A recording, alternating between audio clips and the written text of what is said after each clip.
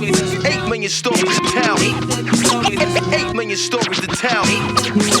8 million stories to tell. 8 million stories to tell. 8 million stories to tell. 8 million stories to tell. 8 million stories to tell.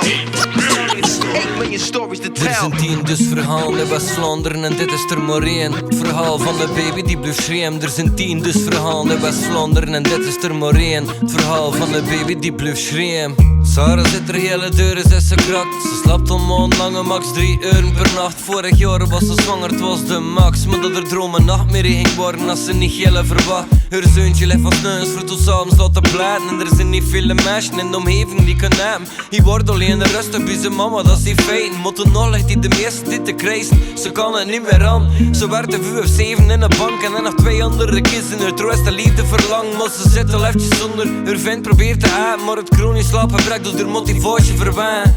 Vandaag is weer zo, Nathan is hysterisch. Eigenlijk wat dat ze doet, er is geen magische remedies. Ze zo schrijven, soms krijgt ze maar een treig van haar te na. Soms weet ze niet meer hoe de lange dat ze nog gaat trainen. Er zijn 10 dus verhalen in West-Vlaanderen en dit is er maar één. Het verhaal van een onbegrepen klein. Er zijn 10 dus verhalen in West-Vlaanderen en dit is er maar één. Het verhaal van een onbegrepen klein. Ryan dat ze worden 7 binnen de IC. Durft al niet meer blijten omdat niemand hem komt troost binnen 7. Maar soms ligt die alle manneke van 12 in de rode miserie die hem door het leven hebben bedorven. Zijn ouders zie je alleen maar met hem communiceren. Door te roepen met de dieren of door hem te negeren. Elke dag had hij liever in zijn bedden gebleven. Sommige dagen had hij 6 toch hij goestte mij voor te leven. Man is 7, dat kan je toch niet begrijpen of accepteren. Hoe dat iemand zijn klein manneke verder blijft kleneren. Matjes rond hem zien alleen maar de woede en frustratie. Dat hij dus niet kan ontladen door een stroeve situatie.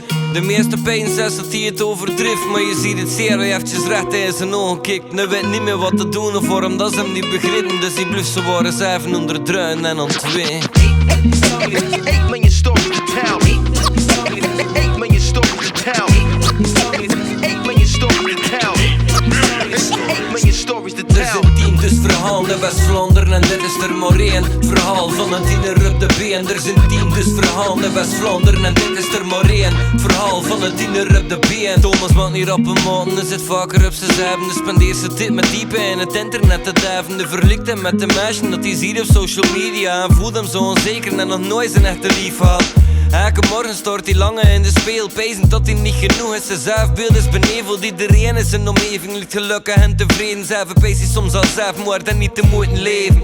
De 17 en hij komt al met depressie. Bij zijn psychiater had hij om de paar weken een sessie. Maar ze liggen niet te aan, want niet ligt te veranderen. De vergelijkt ze 7 alle dagen met de anderen.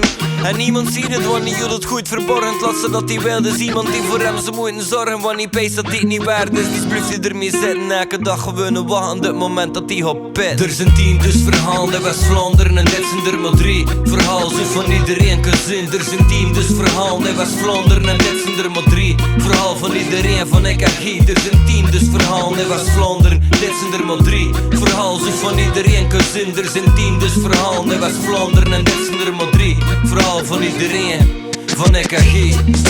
8 million stories to tell. 8 million stories to tell. 8 million stories to tell.